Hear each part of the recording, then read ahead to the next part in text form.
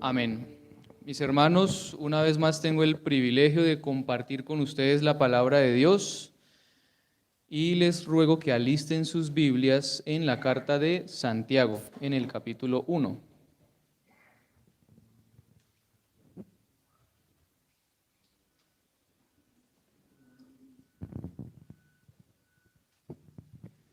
Y ustedes recordarán que en los últimos dos sermones hemos estado estudiando sobre nuestros sufrimientos, sobre la manera como podemos enfrentarlos, y hoy voy a darles un poquito más de esa cátedra.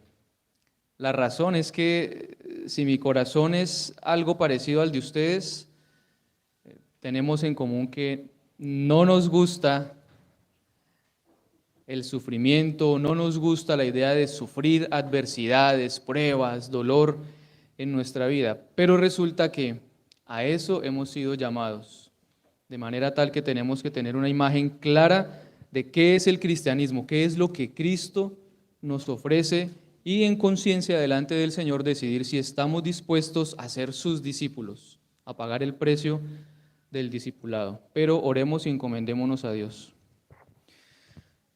Padre Celestial, una vez más acudimos en oración a ti para clamar tu ayuda y tu socorro en este momento. Te ruego que me uses como tu instrumento para hablar tu palabra a tu iglesia. Dame la llenura de tu Santo Espíritu para que hable solo lo que sea conforme a tu buena voluntad. A mis hermanos, dales un corazón sensible, una mente abierta, para que estén dispuestos, para que estemos dispuestos a escuchar tu palabra y a acatarla en lo que debamos. Gracias porque estás con nosotros, entre nosotros, y vas a hablar y te vas a glorificar en esta hora, Señor. En Cristo Jesús. Amén. Muy bien, mis hermanos. Vamos a iniciar a partir del versículo 2, que ustedes acaban de leer, y dice, Santiago 1:2, hermanos míos, tened por sumo gozo cuando os halléis en diversas pruebas. Me encanta el estilo de Santiago porque él es directo. Él inicia y va directo al punto, sin rodeos, sin adornos, sin ninguna otra cosa. Recuerden que Santiago, o el Santiago que está hablando acá, en realidad es Jacobo, el medio hermano del Señor Jesús, de manera que se crió con él, estudió con él, y por eso su estilo a veces es similar, bastante directo. Entonces, inicia su carta diciendo, tengan sumo gozo cuando se hallen en diversas pruebas. Es interesante notar que es un imperativo, tened por sumo gozo, tengan sumo gozo, es una orden. Porque esto es desafiante para nosotros, porque ¿quién tiene gozo cuando está enfrentando pruebas? De nuevo, si su corazón es parecido al mío, nos identificamos en este sentido. Sin embargo, la orden de la Escritura para nosotros es que tengamos gozo cuando nos enfrentemos a todo tipo de adversidades y de dificultades. Precisamente el Espíritu Santo requirió y autorizó que estas palabras fueran escritas porque sabe que no tenemos gozo, porque sabe que necesitamos escuchar esto, porque hay algo que está mal, que está incompleto en nosotros, y con la Escritura lo está corrigiendo y lo está completando. El rasgo distintivo de nuestro carácter es que somos impacientes y con facilidad nos desanimamos. Cuando vienen las dificultades, cuando viene el momento de la prueba, no tenemos paciencia, es decir, no perseveramos, no somos constantes. Para nosotros las pruebas son como un imprevisto en el camino, algo que nos toma por sorpresa, y constantemente o continuamente eso hace que nos desviemos del camino, que nos desanimemos, que no perseveremos, que no tengamos constancia. La pregunta, habiendo dicho que para nosotros las pruebas son imprevistos o somos sorprendidos por el dolor, por el sufrimiento, por las dificultades, la pregunta es, ¿las pruebas y la adversidad significan para Dios un imprevisto? ¿Será que Dios es tomado por sorpresa y sus planes son frustrados, sus propósitos son torcidos? Vayan a Hebreos capítulo 4 y me van a ayudar a leer el versículo 3c.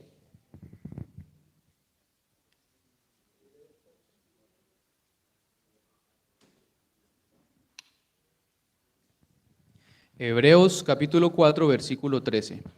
Y me van a ayudar a leer todos con voz fuerte, clara, escuchándonos unos a otros, todos juntos. Y no hay cosa creada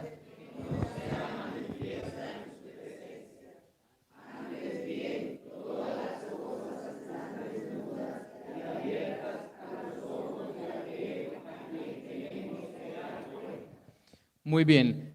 Lo que esto significa simplemente es que no hay absolutamente ninguna cosa en este universo que escape del conocimiento de Dios. No hay ninguna cosa oculta delante de sus ojos.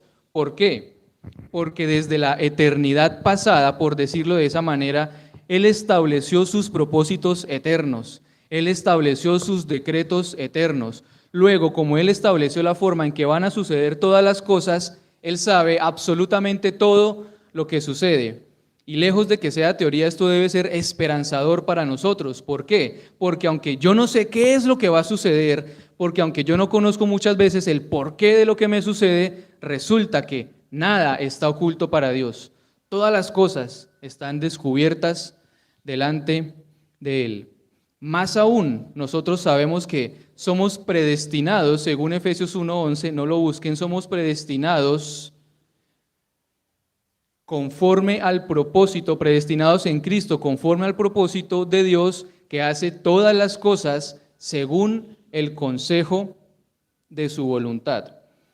Entonces, cuando somos sorprendidos por el sufrimiento, cuando somos sorprendidos por las pruebas, esto es parte de lo que Dios ha permitido y ha establecido que debe suceder en nuestras vidas para cumplir su propósito final, que es la salvación de nuestras almas. Nada de lo que ocurre va a poder separarnos del amor de Dios. Nada de lo que ocurre va a poder separarnos de nuestro Señor y Salvador Jesucristo. Nada de lo que ocurre está fuera del control de Dios.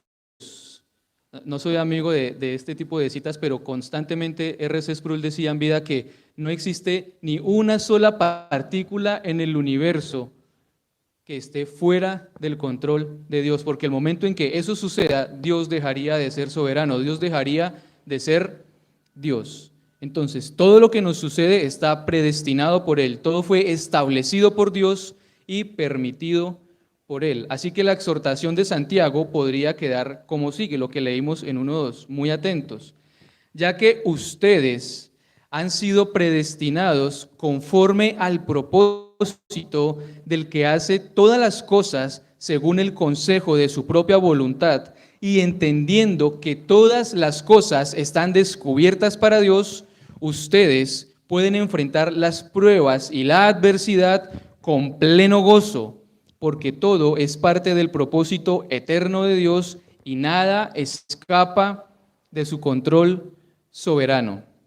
Para ilustrar esto, para que lo veamos con más claridad, recuerden la historia de José, el bisnieto de Abraham. Abraham, Isaac y Jacob, y José era uno de los 12 hijos de Jacob, al final de Génesis. Ustedes recordarán que este era el hijo destacado, por no decir el hijo favorito de Jacob. Y ustedes recuerdan cómo por celos sus hermanos lo vendieron como esclavo para que lo llevaran a Egipto. Estando en Egipto como esclavo, sus condiciones no eran nada favorables. Ustedes saben por la historia bíblica cómo clamaban los hijos de Israel cuando estaban en los 400 años de esclavitud por las duras cargas y tareas que ponían sobre ellos, de manera tal que la situación de José no era nada favorable. Pero estando allí, el Señor lo pone como mayordomo de la casa de Potifar. Mejoró su situación. ¿Pero qué le ocurre luego? La esposa lo acusa falsamente de haber intentado abusar de ella y para el calabozo. Va preso por varios años. Después, otra vez, su situación mejora. El Señor lo pone como mayordomo y gobernante de todo Egipto. Solamente el faraón del imperio más poderoso de la época estaba sobre José.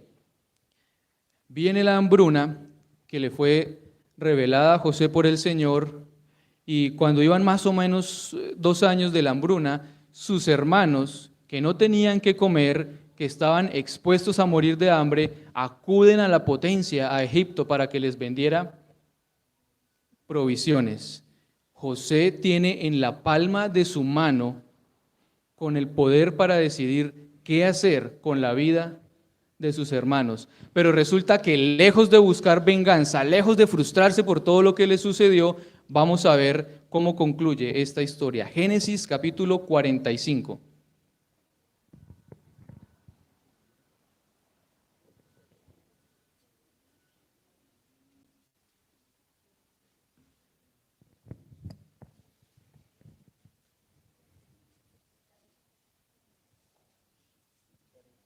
Génesis capítulo 45. Y síganme a partir del versículo 1 y me van a ayudar solo cuando yo les indique que me van a ayudar a leer. Síganme mientras tanto en silencio. Génesis 45 a partir del versículo 1 dice: No podía ya José contenerse delante de todos los que estaban al lado suyo y clamó: Haced salir de mi presencia a todos. Y no quedó nadie con él al darse a conocer José a sus hermanos. Entonces el versículo 2 se dio a llorar a gritos, y oyeron los egipcios, y oyó también la casa de Faraón. En el 3, y dijo José a sus hermanos: Yo soy José, ¿vive aún mi padre? Y sus hermanos no pudieron responderle porque estaban turbados delante de él. Entonces José dijo a sus hermanos: Acercaos ahora a mí. Y ellos se acercaron. Y él dijo: Yo soy José vuestro hermano, al que vendisteis para Egipto. Ayúdenme con el 5. Ahora pues, no os entristezcáis.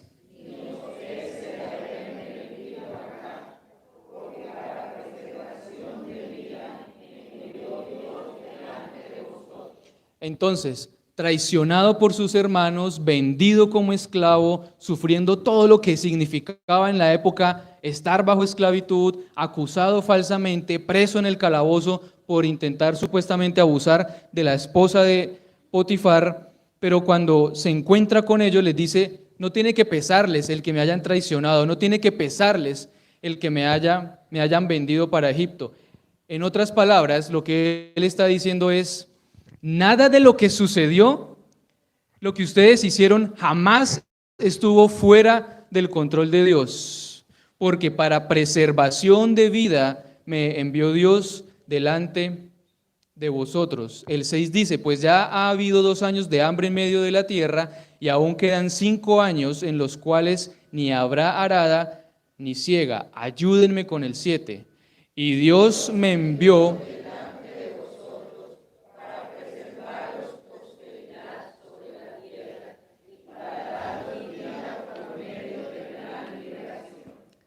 Dios me envió delante de vosotros. Nada de lo que le sucedió a este hombre fue asunto del propósito humano. Esto no obedecía a la voluntad de sus hermanos, ni a la voluntad de la esposa de Potifar, ni mucho menos a la voluntad del faraón.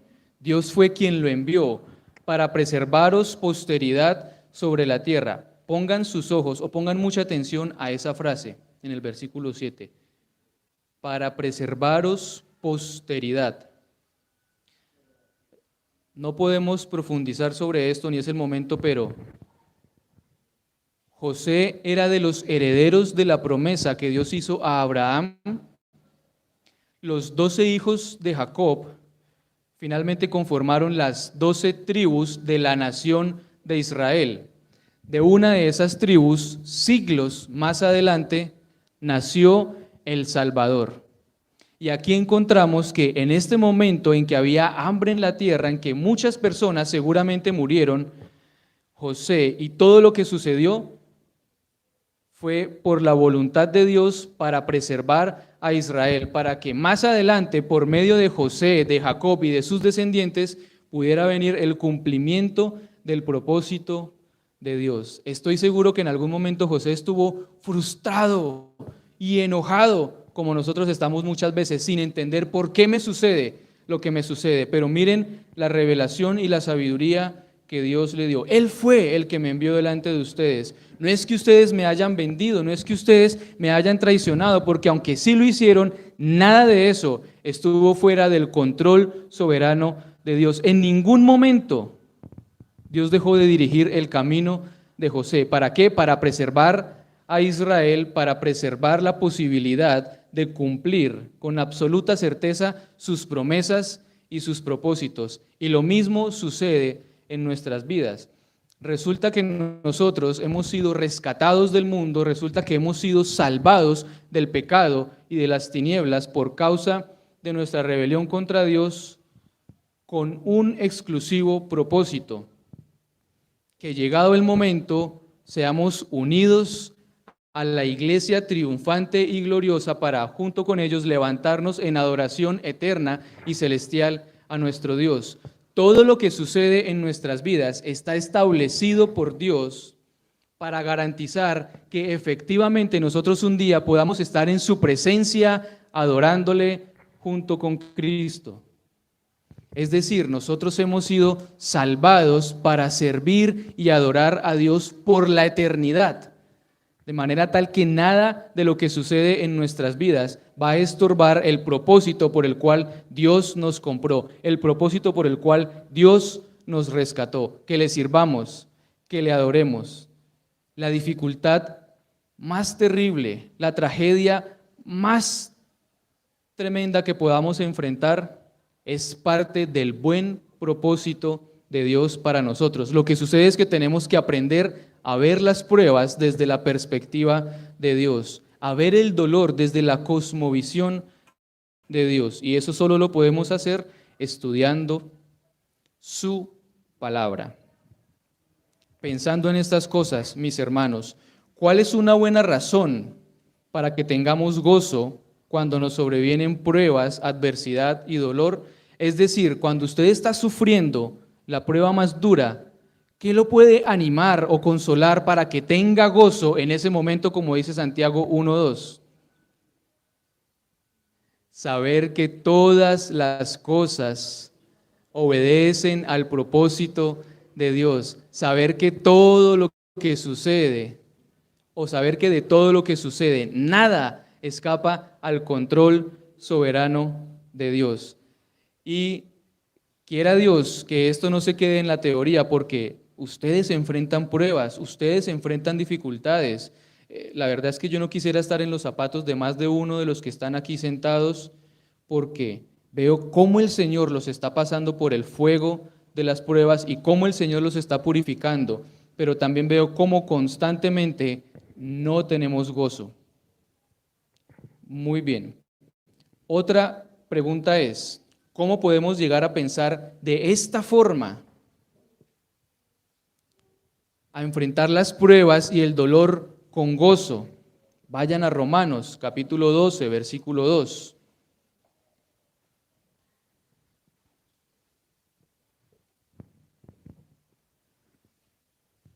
Y yo sé que casi todos lo saben de memoria. Romanos 12:2. No os conforméis a este siglo, sino transformaos por medio de la renovación de vuestro entendimiento, para que comprobéis cuál sea la buena voluntad de Dios, agradable y perfecta. ¿Qué es lo que necesita hacer usted para que vea la voluntad de Dios como algo bueno, agradable y perfecto? Aún si estamos al borde de la muerte, transformar su entendimiento, renovar su entendimiento. ¿Cómo logramos eso? Bueno, es una obra que únicamente el Espíritu Santo puede hacer, pero ¿qué usa el Espíritu Santo para que nuestro entendimiento sea transformado y renovado?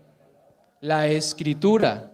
¿En dónde o cómo le hacemos para comprobar que la voluntad de Dios para nosotros es buena, agradable y perfecta? En la Escritura, escudriñando la Escritura, leyendo la Escritura, estudiando la Biblia. ¿Cómo podemos saber cuál es la buena voluntad de Dios para nuestras vidas? En la Escritura únicamente. ¿Cómo podemos entender que nuestros sufrimientos son parte del trato paternal de Dios para nosotros? Solamente leyendo la Escritura. Y por supuesto que eso viene acompañado de otros medios de gracia que no estamos usando. La realidad es que cuando no tenemos gozo, eso sucede porque no conocemos a Dios. Como no conocemos a Dios, no sabemos qué significa que Él es soberano, que todo está bajo su control.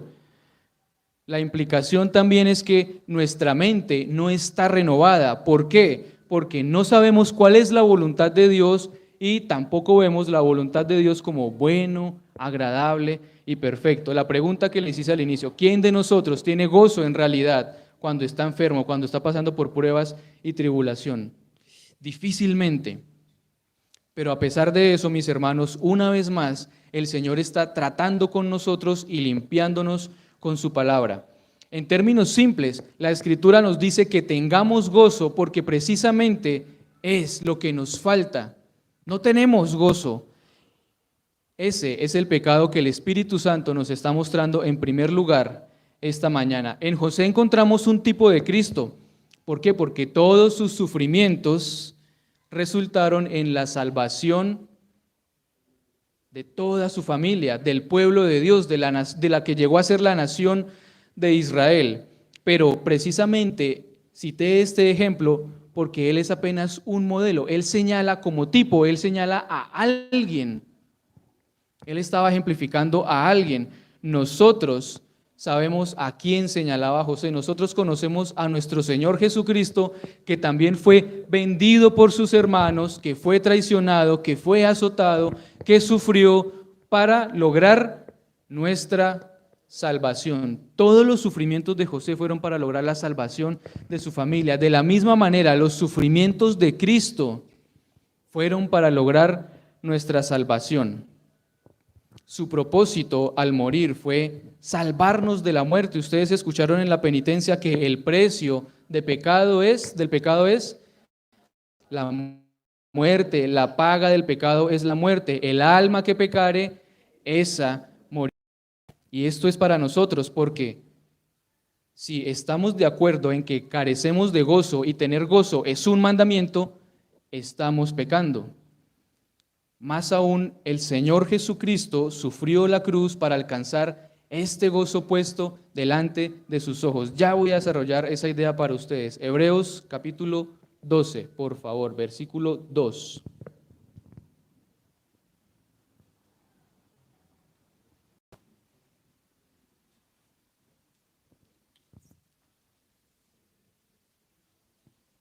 Hebreos 12:2, y me van a ayudar todos a leerlo.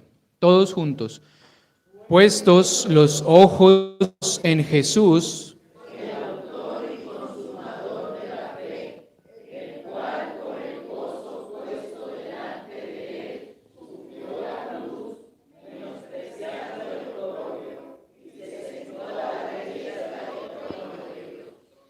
¿cuál fue el gozo puesto delante de él?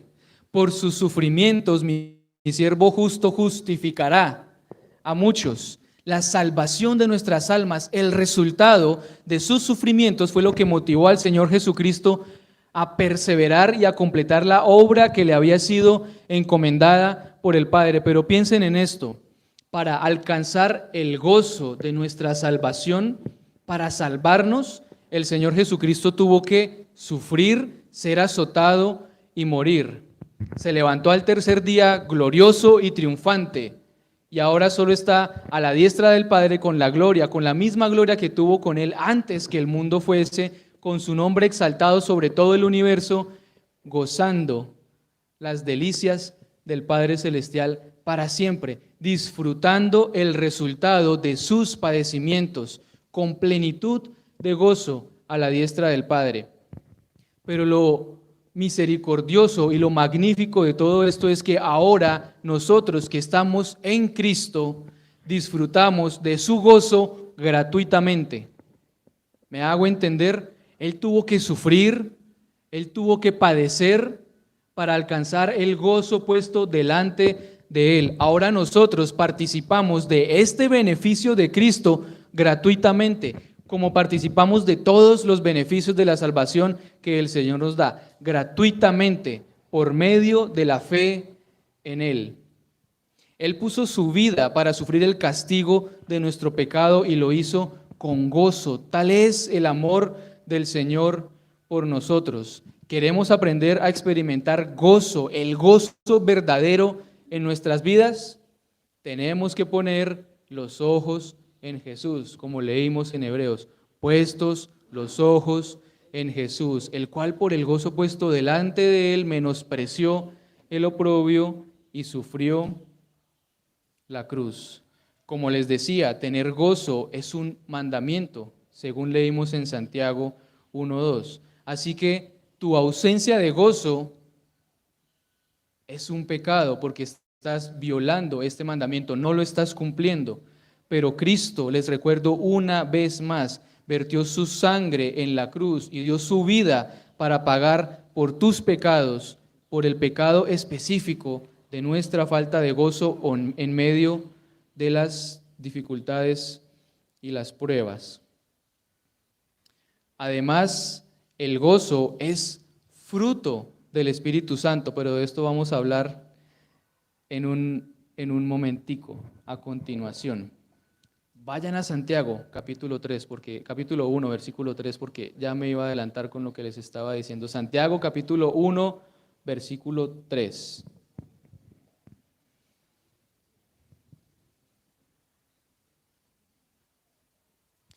Dice, sabiendo que la prueba de vuestra fe produce paciencia. Ayúdenme con el 4.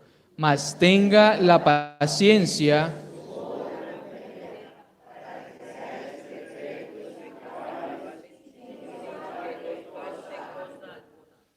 Muy bien, así que además del gozo necesitamos imprescindiblemente la paciencia. La paciencia. A veces nosotros no entendemos por qué las cosas suceden como suceden. Y esto en parte obedece a que hay cosas secretas de Dios que solo le pertenecen a Él, pero resulta que hay otras reveladas que son para nosotros para siempre. Así que a Dios le plació revelarnos la razón por la cual nuestra fe es puesta a prueba. Porque a través de la prueba, Dios produce en nosotros paciencia. ¿Y ustedes recuerdan en dónde es mencionado el gozo y la paciencia? No en los frutos, el fruto del Espíritu. Dice Gálatas 5:22, mas el fruto del Espíritu es amor, gozo, paz, paciencia, benignidad, bondad, fe, mansedumbre, templanza. Contra tales cosas no hay ley. Así que el gozo es fruto del Espíritu Santo, la paciencia es fruto del Espíritu Santo y la obra completa de la paciencia es que lleguemos a ser perfectos y cabales, es decir, que lleguemos a ser maduros e íntegros. En otras palabras, que lleguemos a ser como Cristo. Esta es la razón por la cual fuimos rescatados del pecado y del mundo, para que lleguemos a ser semejantes a Cristo y para que siendo semejantes a Él, adoremos y sirvamos a nuestro Señor por la eternidad. Pero una vez más, para entender qué es esto de la paciencia, vamos a ver lo que Santiago mismo dice acerca del versículo que acabamos de leer. Ahí mismo en la carta de Santiago, vayan más adelante al capítulo 5 y ponga sus ojos en el versículo 10.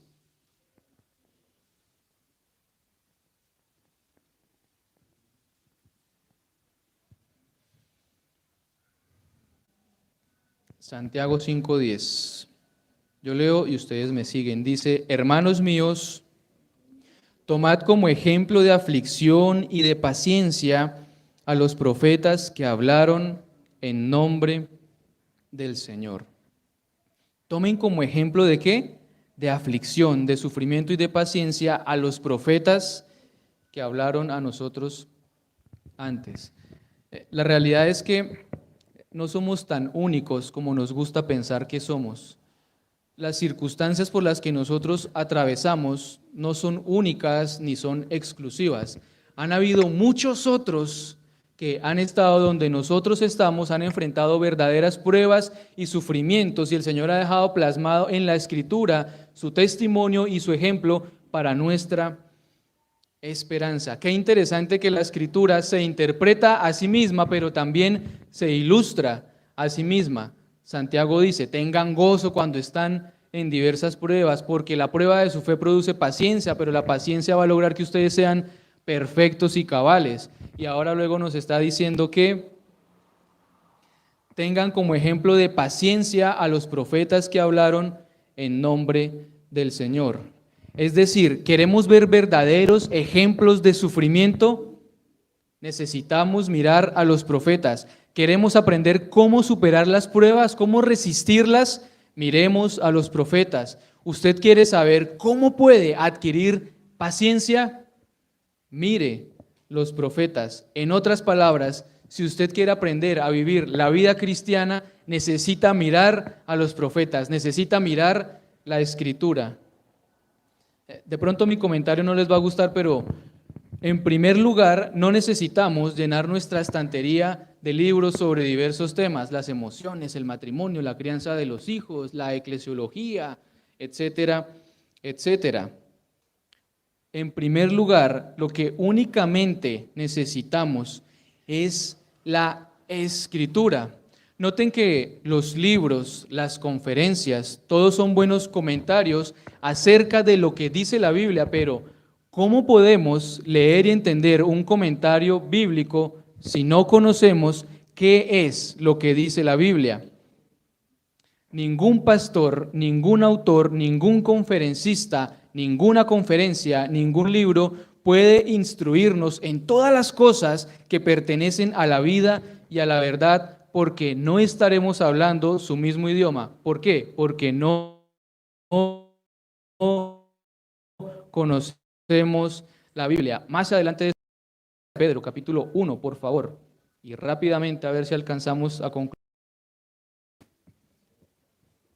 Segunda de Pedro, capítulo 1, versículo 3. Y todos me van a ayudar a leer, para que el frío de nadie se apodere.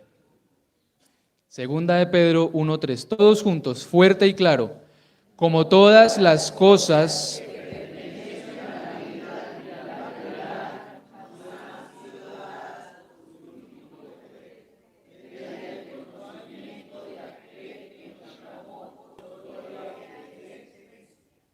Bien, escuchen atentamente cómo traduce este versículo a la Nueva Versión Internacional. Su divino poder, al darnos el conocimiento de aquel que nos llamó por su propia gloria y excelencia, nos ha concedido todas las cosas que necesitamos para vivir como Dios manda, una expresión que es muy clara para nosotros. Así que tenemos los recursos de una inmensa cantidad de hombres y verdaderos héroes de la fe que han adquirido un gran tesoro de sabiduría y conocimiento en la Escritura, pero precisamente ellos llegaron a ser grandes hombres, grandes siervos de Dios por su contacto estrecho, íntimo y constante con la palabra de Dios. Cuando nosotros leemos el testimonio de todos estos pastores, en verdad lo que estamos buscando es que el Señor nos dé un poco de la sabiduría que ellos tienen, pero resulta que es nuestra tendencia buscar la sabiduría en fuentes secundarias y no en la fuente primaria que es la palabra de Dios. Ustedes son excelentes teólogos y ustedes, estoy seguro, por lo menos los del curso actual de Cita, han leído pastores y teólogos como Ireneo, Clemente, Agustín, los padres o algunos de los padres de la iglesia. La inmensa mayoría de nosotros ha leído a Lutero, a Calvino, las 5 puntos, la confesión de fe, MacArthur, a Timothy Keller, que murió recientemente, pero hay una razón por la que les digo todo esto, y es, piensen por ejemplo en Juan Calvino. ¿Cómo llegó Juan Calvino a ser el poderoso instrumento de Dios para su iglesia, inclusive hasta la actualidad, más de 5 siglos después? Por su contacto estrecho con la Escritura, por su pasión por leer la palabra de Dios, por su celo por estudiar la Biblia. Nosotros queremos tener una porción del espíritu de Juan Calvino, pero no queremos hacer lo que él hizo. Con la bendición de Dios, claramente, para llegar a tener las riquezas de conocimiento que tuvo. Todos estos grandes hombres llegaron a ser grandes hombres de Dios después de una vida de dedicación al estudio bíblico. Nosotros queremos en alguna medida ser semejantes a ellos sin leer la Escritura. Tenemos que hacer de la Escritura nuestro habitáculo. Resulta que la Biblia más sencilla y la Biblia más humilde es suficiente para darnos todas las riquezas de la sabiduría y el conocimiento de Dios, y con ello todas las cosas que necesitamos para la vida y para la piedad, o como dice la NBI, para vivir la vida como Dios manda. ¿En dónde aprendemos cómo ser buenos esposos? En la Escritura. ¿En dónde aprendemos dónde aprenden cómo ser buenas esposas? En la Escritura. ¿En dónde aprendemos cómo criar a los hijos?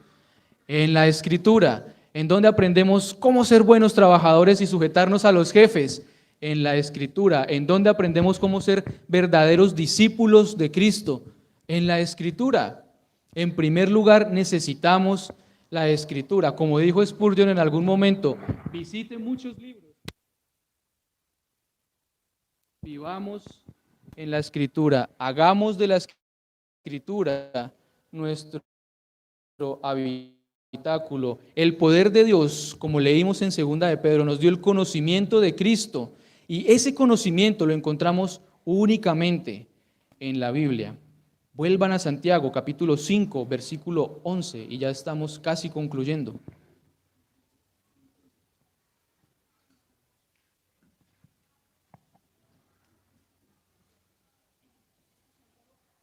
Santiago capítulo 5, versículo 11. Dice, he aquí, tenemos por bienaventurados a los que sufren. Habéis oído de la paciencia de Job y habéis visto el fin del Señor, que el Señor es muy misericordioso y compasivo. Ojo, dice, tenemos por bienaventurados a los que sufren. Esa es la forma como Dios concibe el sufrimiento. Cuando sufrimos somos bienaventurados, pero cuando yo veo al hermano que está sufriendo, ¿qué digo? Pobrecito. No quisiera estar en los zapatos de ese hermano, pero bienaventurados los que sufren. Y una vez más trae como ejemplo uno de los profetas o uno de los siervos a través de los cuales el Señor nos habló.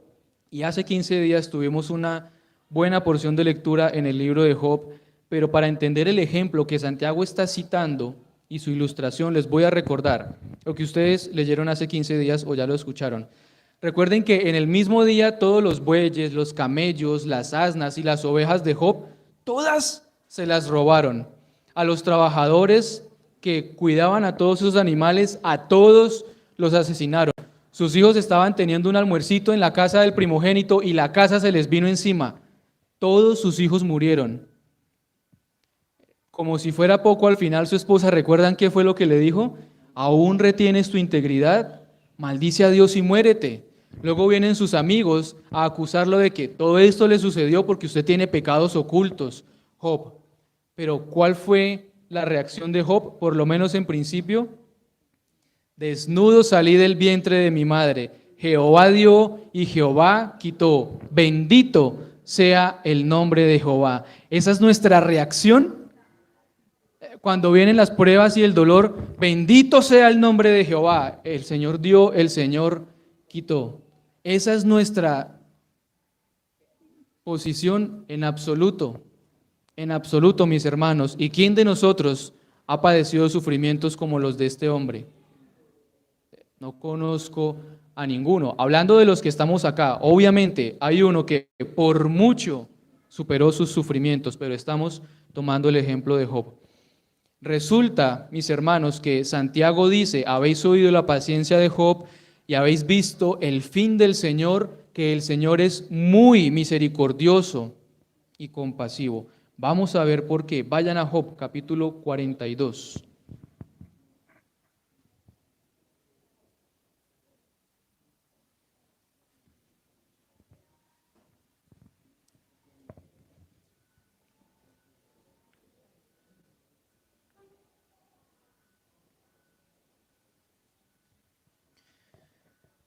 Y en el capítulo 42, en Job, Vamos a leer a partir del versículo 10. Una vez más, yo voy leyendo y ustedes me siguen atentamente y en silencio en sus Biblias. Job 42:10 dice, y quitó Jehová la aflicción de Job,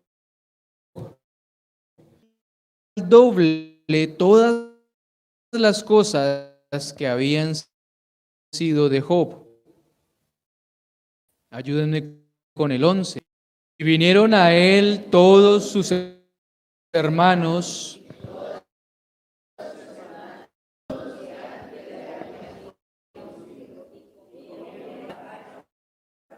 y se condolieron de él.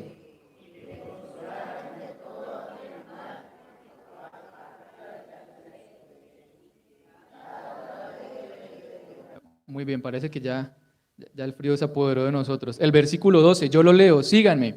Y bendijo Jehová, síganme en silencio, perdón. Y bendijo Jehová el postrer estado de Job, ovejas, 6.000 yuntas de bueyes y 1.000 asnas. Y el 13, todos juntos. Y tuvo... Saltemos al 16 y síganme en silencio. Después de esto vivió Job 140 años y vio a sus hijos y a los hijos de sus hijos hasta la tercera. Y Job maduro, completo, cabal. Después de eso tuvo que sufrir. Pero resulta que nosotros queremos disfrutar las 14.000 ovejas de Job, queremos poseer los 6.000 camellos de Job, queremos tener la prosperidad de tener cultivos con 1.000 yuntas de bueyes y asnas, pero resulta que no estamos dispuestos a decir como Job, bendito sea el nombre de Jehová. Jehová dio, Jehová quitó. No enfrentamos el sufrimiento de la forma que este hombre lo enfrentó, pero sí queremos disfrutar lo que él disfrutó.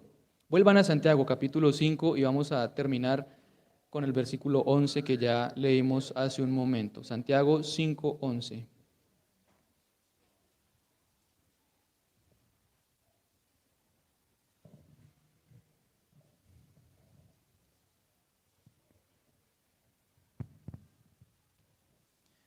Dice, he aquí, tenemos por bienaventurados a los que sufren. Habéis oído de la paciencia de Job y habéis visto el fin del Señor, que el Señor es muy misericordioso y compasivo. Mis hermanos, ¿cómo fue el trato de Dios con Job? Misericordioso y compasivo. ¿Cómo es el trato de Dios con nosotros?